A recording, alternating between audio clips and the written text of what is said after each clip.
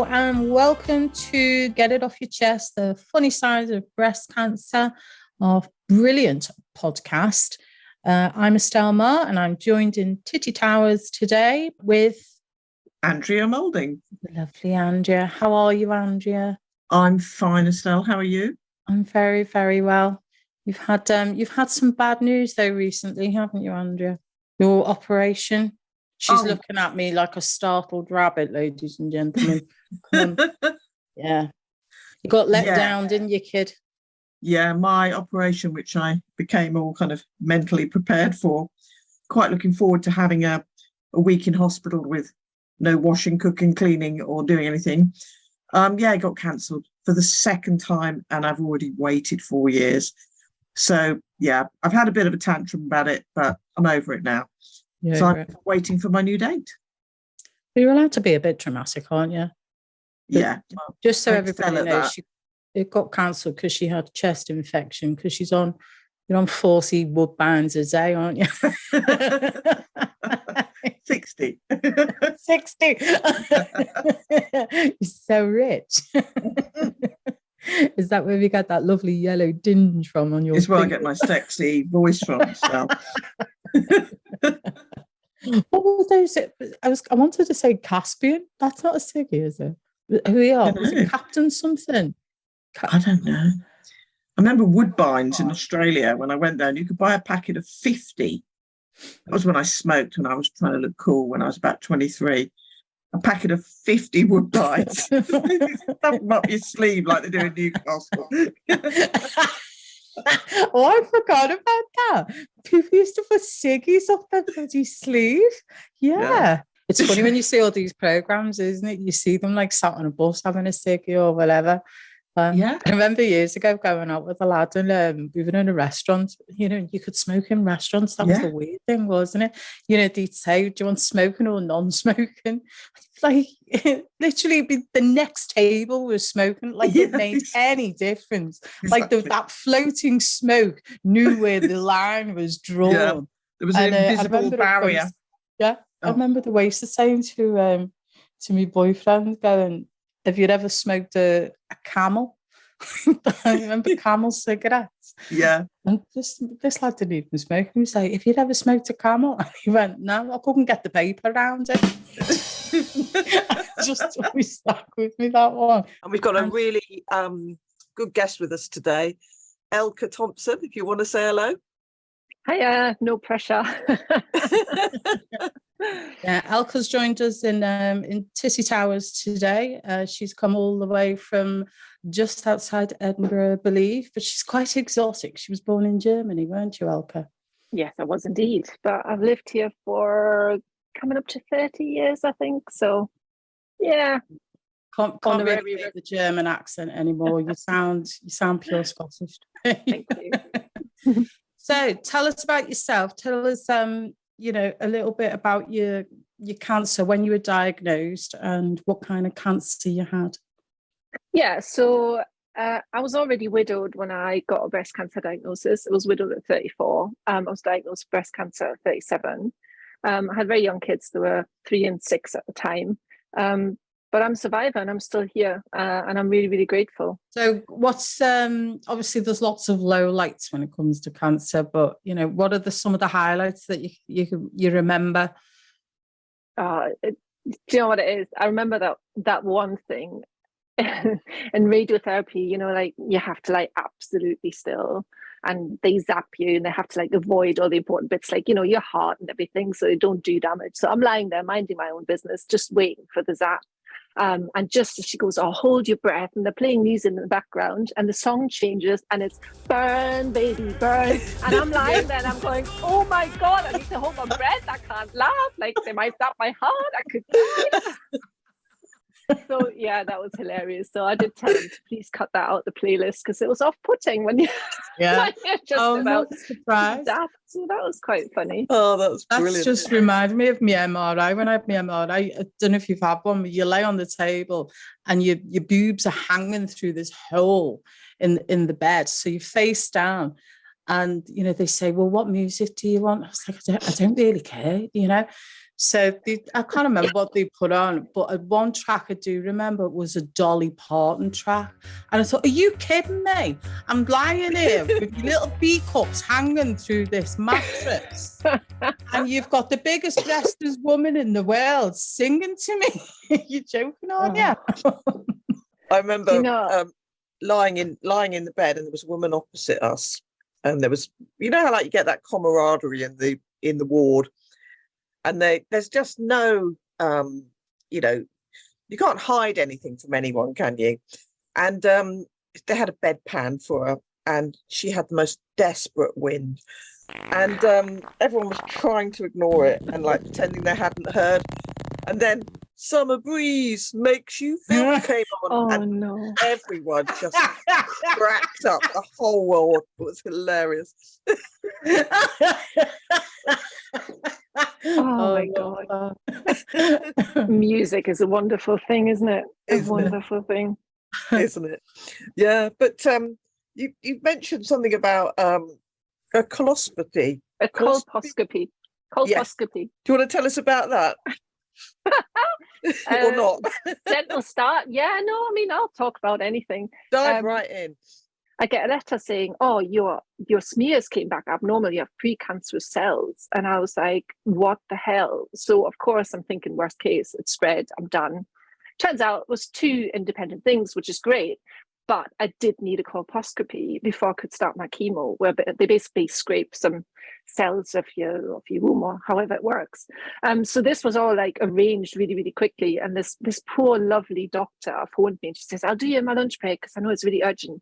And she was lovely. And I went, and you know, my head's still kind of like foggy, going, what's happening? What's going on? I don't know what's happening. Went into the hospital. They did the procedure, was fine. And then she goes, oh, there might be a bit of bleeding, this, that, and the other. And I was going fine. And then she goes, oh yeah, and by the way, no sex for 4 weeks. You are like, no one's told me, you cannot tell me this now. And I'm like, you mean the next time I get laid, I'll be bald? I actually must have screamed this at the top of my voice because she just couldn't stop laughing. And she was like, oh my God, you're hilarious. And I was mortified. I was like, no one prepared me. If somebody told me, I could have gone home and, you know, it's my last Had a magical one evening. before. Oh dear. But yeah, the next time I did get laid, I was bald, which you know, it was still fine, and that's all right. You know, it still works just the same. And speaking of bald, there's another funny story. You know, we're talking earlier about kids and how to them it's kind of normal, and yes, it was, but you know, you get this NHS wig. Oh my God. Help us all. You get this NHS wig and it says, do not go near open flames, do not wear while cooking because they might catch on fire. And I was like, that's the last thing I need on top of having cancer. So I didn't wear my wig. Well, this is my wig. I've just realised. Oh, you've still got it? Oh my God. Look at God, half the fingers. Look at this rag. That's my kids. It's For more the of a listeners thing, out isn't there, it? she's literally looks like she's pulled the hair out of her bathroom sink. I think What that's is that? giving it a Oh my compliment, God. actually. Look at the state of it. My kids thought it was hilarious to grab my wig and run around the house with it. It's been to World Book Day. It's my kids also, when I was bald, used to sit behind me on the settee when I was asleep and drape their hair over that they had long blonde hair, drape it over my head like this and take loads of pictures, which they sent to my friend Bick, who wrote back and said, oh, your hair's come back blonde and you look absolutely beautiful. And it was the kids draping their hair over, and it looked ridiculous. I don't know how he thought I'd kind of grown this hair back. You know, I was really lucky because I had this amazing bunch of young widows. You know, I mentioned my husband died, so I was really friendly with a lot of young widows. And somebody, and to this day I don't know who it was, but they made this kind of pact that after every chemo they sent me parcels, like themed parcels. So after the first chemo I got lots of headscarves in the post, and then I got big earrings, I think, and for the last I got socks because all the skin from under my feet came off on doxycycline or whatever it was. And then for the last one, bizarrely, I got chocolate medals and underpants. So I had like Wonder Woman underpants, and obviously I had to pose in every single one. But I wore them over my trousers for Facebook, obviously. But that was funny, and it was so lovely, and I felt so held by my sisterhood, and it was just absolutely adorable. And it's one of the nicest things that held me really. And for all, for days after chemo, I couldn't even move and I couldn't open the parcels, but they were there, and people were thinking of me, and the energy that gave me. I still feel emotional about it now, but that was just absolutely amazing. So yeah, that was a wonderful thing. Highly recommended. I hate all that kind of hugging a mug stuff, but that kind of really cool like presents like you got, I think if I ever set up a business, that would be my business, making cool presents for cancer patients, not hugging mugs and things like that, because I hate all of that.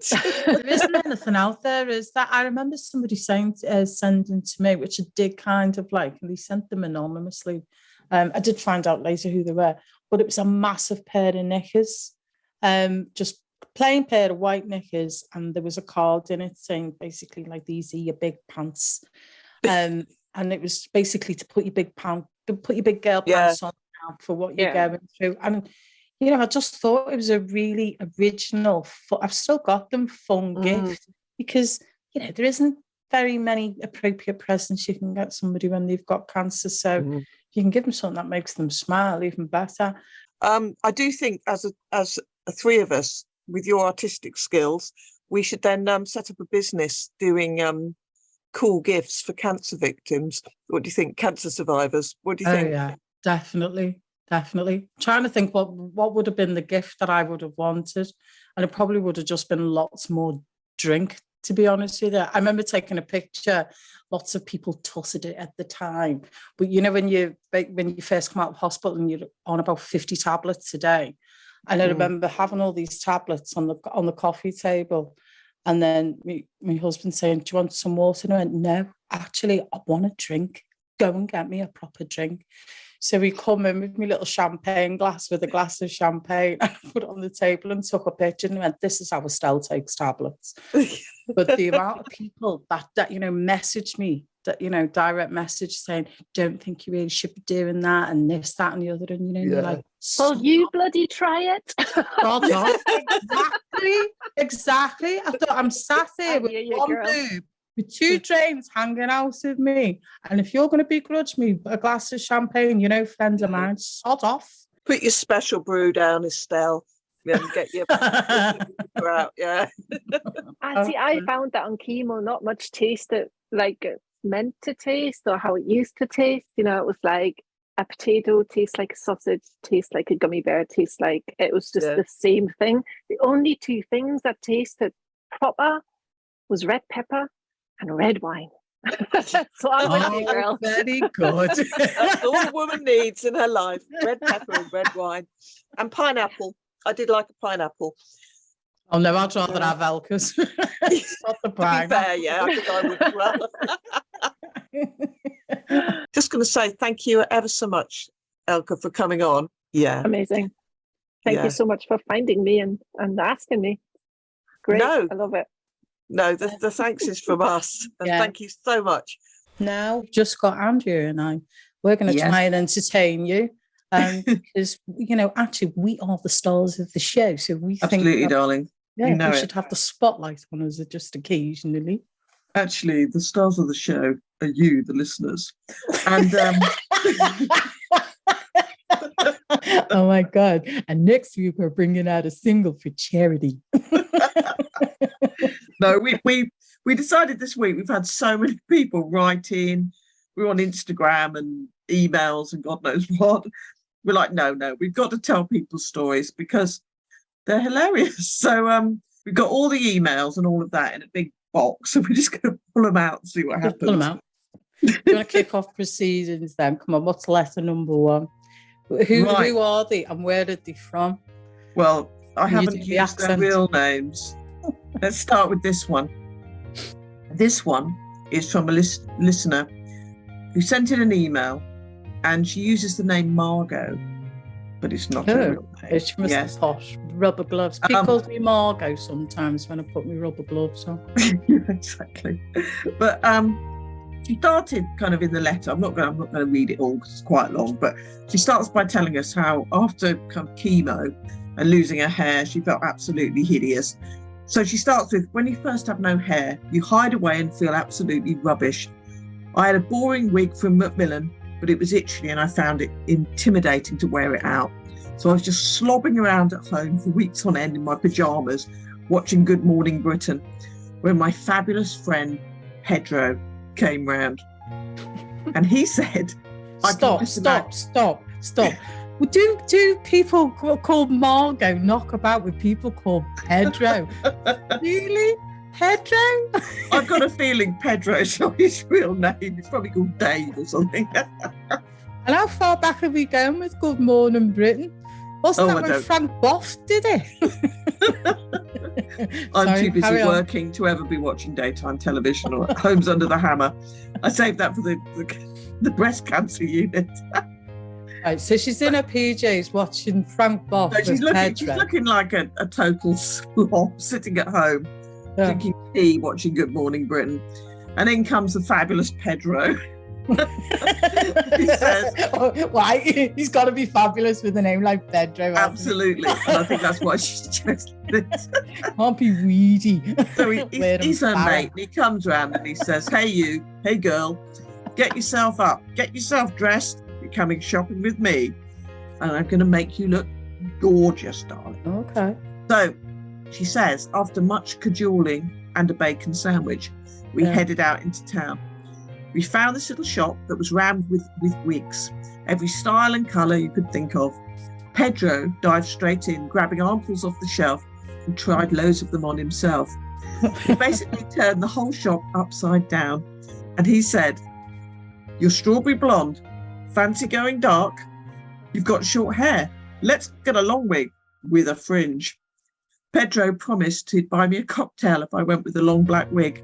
He sealed it by saying, fringes. Fringes can be such a pain in the arse because you have to keep getting them cut. Mm-hmm. It's your chance to have a fringe without the hassle.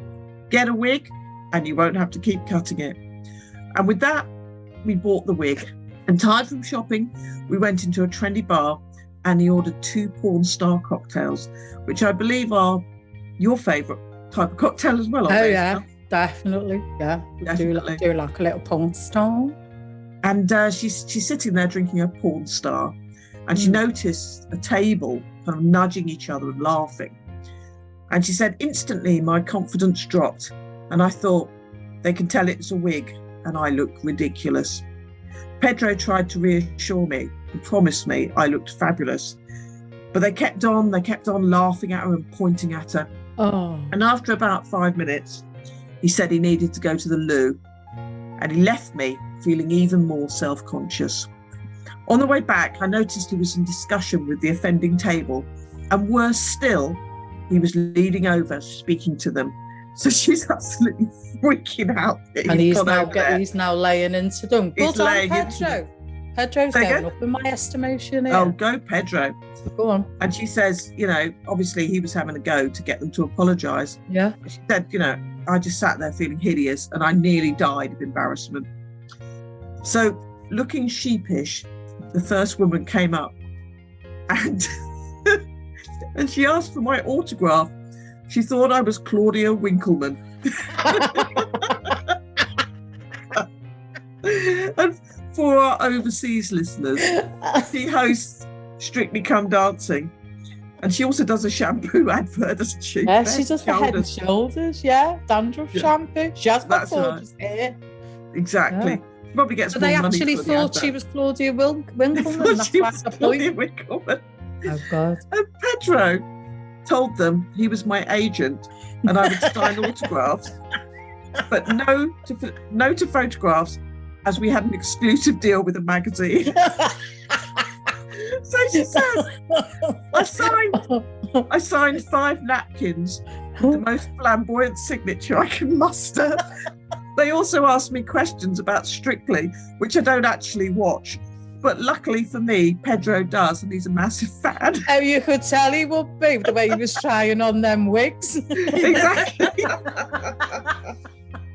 But yeah, we've had lots and lots of stories in. We had another woman that was saying, she said she went to read a story in her son's classroom, which is reception, and she was wearing a headscarf, and then he came up behind her and yanked it off, shouting and waving the scarf around, and said, "I told you my mum looks like Humpty Dumpty." And all the kids went out. So that's kids. I mean, a lot of these stories involve kids because, as we know, Estelle, there's no prisoners when you have kids. They just, God, no, they just say it how it is. Yeah, exactly. So all I would say is, if you're sitting at home and something's happened to you with your boob or your wig or chemo or anything, we want to hear those stories because we think it's really important that people can laugh when they're going through treatment. One thing we have noticed with the guests that we're getting on, so we might as well put it out there, but everyone's coming on and they're saying, is it okay if we say, and they don't even need to finish the sentence. You can say whatever you like. And you can F and Jeff, as you've heard that, me and Andrea, we've got quite potty mouths. So we are not asked if you want to swear. We are not trying to reach those prissy people. We're trying to reach the people that are like you and me and Andrea. Everything's so serious, and we just want people to lighten up and just enjoy listening to it and get take the piss. Yeah. If anything deserves to be taken the piss out of, it's cancer, quite frankly. You take the piss out of things that we love, our partners and our kids. Jesus Christ, why would cancer be allowed to get off with it? So yeah, come on the show and take the piss out of cancer. Absolutely. We want to hear them. New tagline. Right, okay, so we're going to say good night to everybody because Titty Towers is actually shutting any minute now, isn't it? It certainly is. It certainly is. So we'd just like to say thank you to Elke Thompson, who has been a fabulous guest today in Titty Towers. Thanks ever so much. Thanks for coming. Bye now.